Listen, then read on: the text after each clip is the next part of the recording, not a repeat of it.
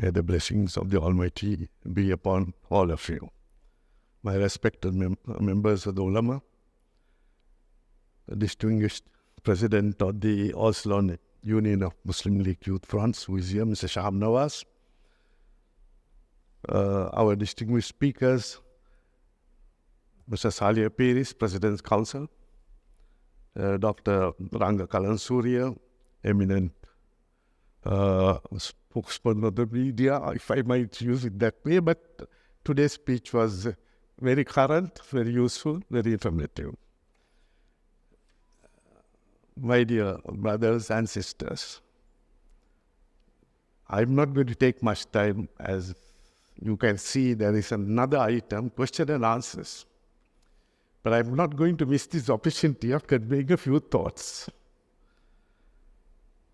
We have heard Mr. Salih Peris. He spoke on some of the threats to democracy in this country in relation to the theme that have been assigned.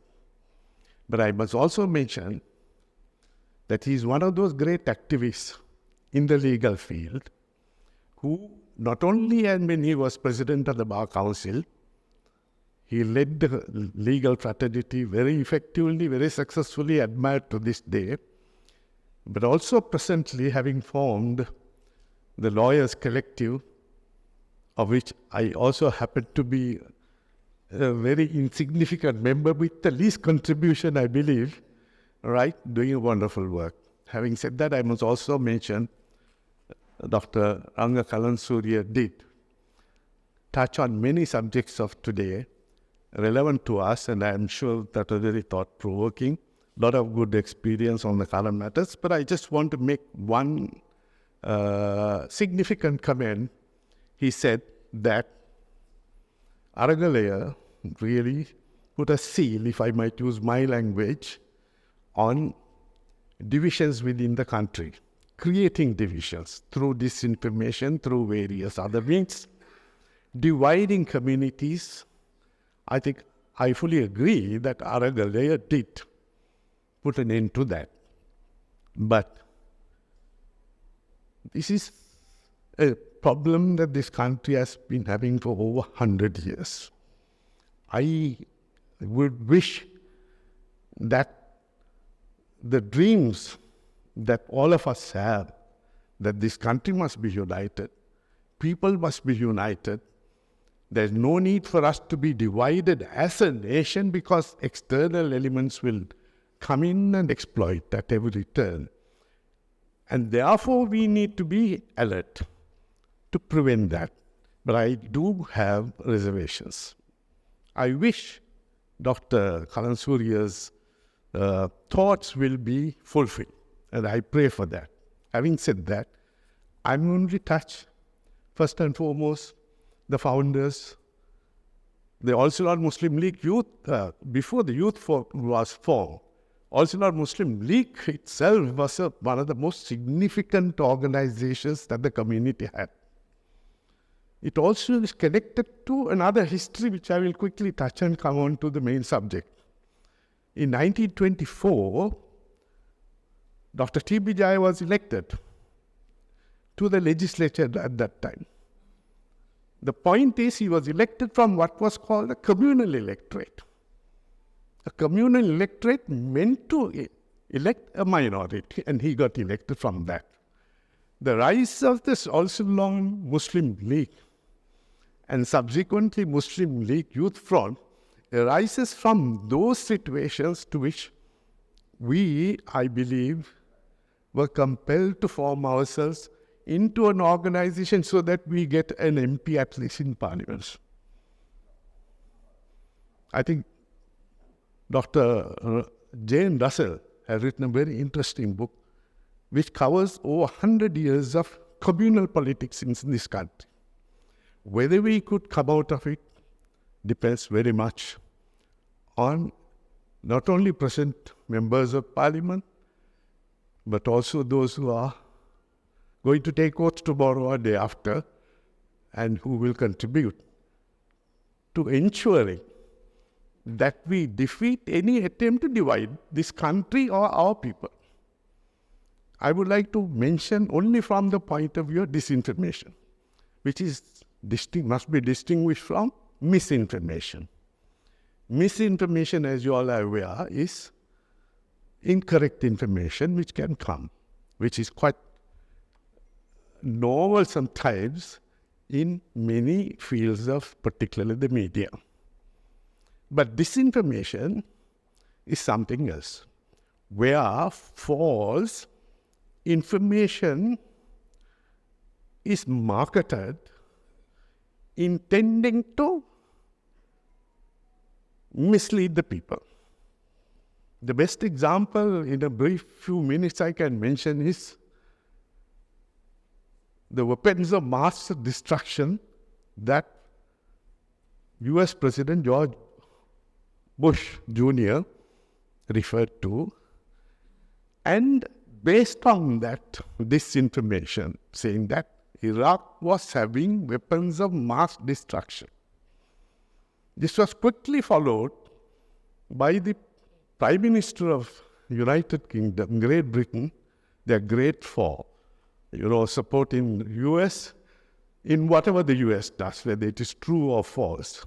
He said, within 45 minutes, there was intelligence that Iraq could reach UK with its weapons of mass destruction. Now, this type of disinformation led to the invasion of Iraq. The resultant of that invasion is highly criminal if you judge it from any point of view. If you look at it from the US point of view, 4,500 American young men died after this invasion. If you look it further from the US point of view, over large number, estimated to be more than 30,000, committed suicide after serving in the armed forces and coming back to the country. If you take the number of people killed, according to Western estimates, it is 300,000 Iraqis were killed. But according to another US study, they say 2.4 million Iraqis were killed. For what? For a false allegation, deliberately falsely marketed allegation that Iraq was possessing weapons of mass destruction, which is a danger to all of us. Within 1 year of this allegation, after invading and creating this destruction, that was in 2003, in 2004, thanks to the US Senate itself, they found this was entirely false. There was no basis. The statement was they found certain sketches of US nuclear arms found in the Tora Bora Mountains in Afghanistan.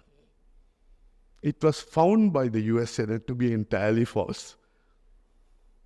Now you see how many thousands died because of this disinformation. How many were killed? And mind you, after 17 years of sanctions on Iraqis, which before they launched this war. Why did they launch this war? Because 2 reasons. One is they want their arms factories to work, but more importantly, Iraq had the biggest army in the Middle East. You have to weaken them if their lapdog, Israel, is going to survive in that region. Coming back to the next, on the question of disinformation, I would like to very quickly refer to, because again, I am also conscious of the time factor, is 9/11. 9/11, 2001, where according to the available allegations and material, Osama bin Laden employed a team of Saudis to invade and attack the Twin Towers of the United States and the Pentagon and certain other places. As you will see, there again, the disinformation came in because, fortunately, General Musharraf has written a book on this subject. In that book, he says that particular day, the day the attack took place in the morning, the same day, General Colin Powell, Secretary of State of the United States, calls me and said, "You are either with us or against us." It was very threatening according to General Musharraf. The very next day, the deputy of Colin Powell, Richard Armitage, calls the ISIS chief of Pakistan, who happened to be in Washington at that time, and said, "Open the skies for our flights to go to attack Afghanistan. Open the skies." And then he threatens.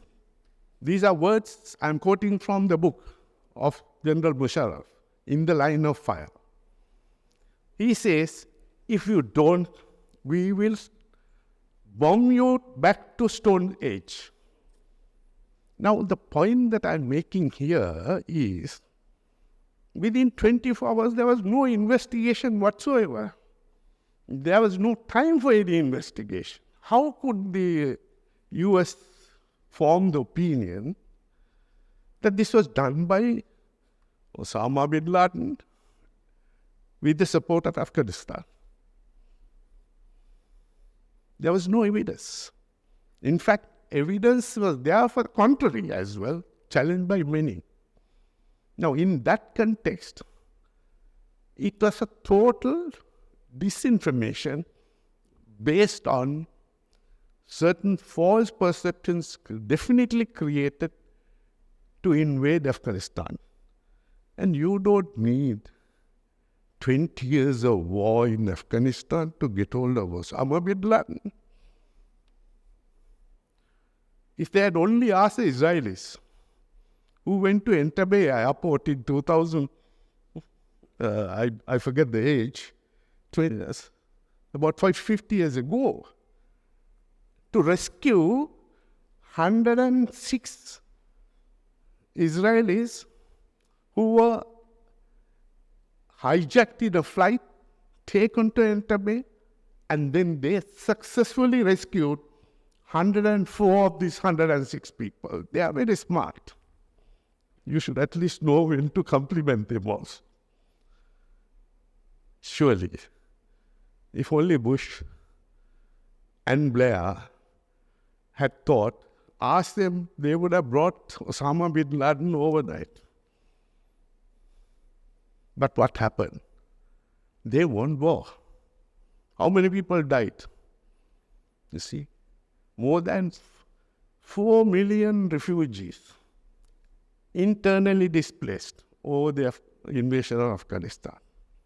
Now, why I am mentioning this is, these are classic international examples, horrifying, dangerous ones, which were employed by certain thugs who are ruling this world, and to whom we salute, we obey.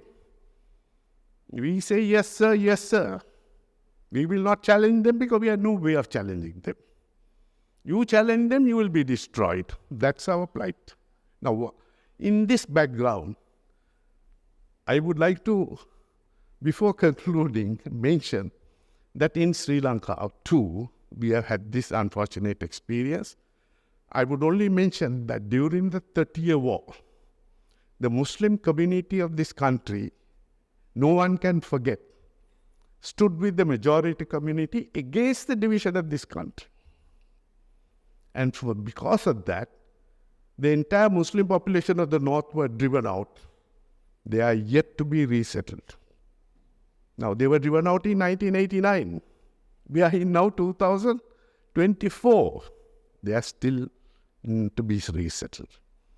Over 1,000 Muslims were killed by the LTTE, including one night in October 1989, when Muslims at prayer in 3 mosques were shot and killed while they were at prayers.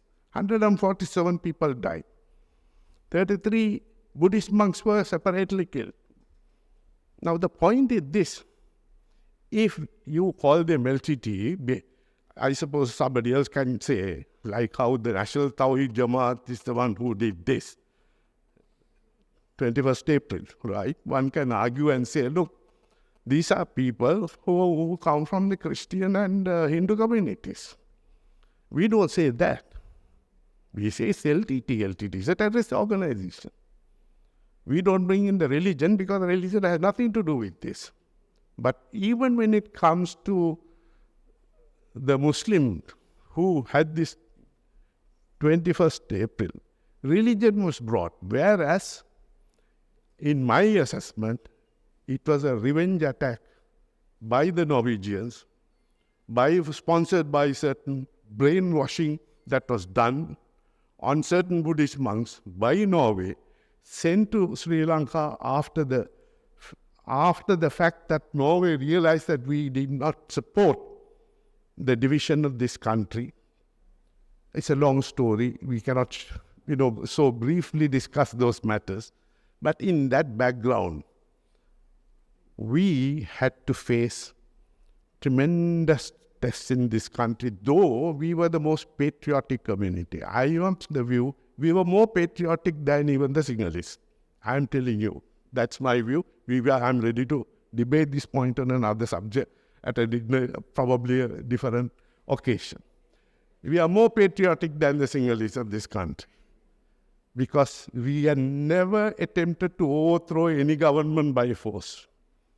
This is why. This is a reaction to what? According to the Presidential Commission, you did that. You sent certain people, brainwashed and created issues like, the grease yaka, about our food that we eat, halal food, the Muslim women's dress. Worst, our population is going to overtake Sri Lanka. This type of disinformation was spread widely, not challenged by many people. It is in that context I want to conclude by saying that we are a loyal community. It was a crime to have targeted this community merely because a few youths reacted, and I think Mr. Saeed, who was rushing from the case where he is appearing for those who have been charged, I'm sure it is in the afternoon you are coming from that case. In fact, I myself was stuck in court. I thought I may be, like last Monday, I might be stuck till 3 o'clock and I may not be able to come. Luckily, my case also in the High Court got postponed.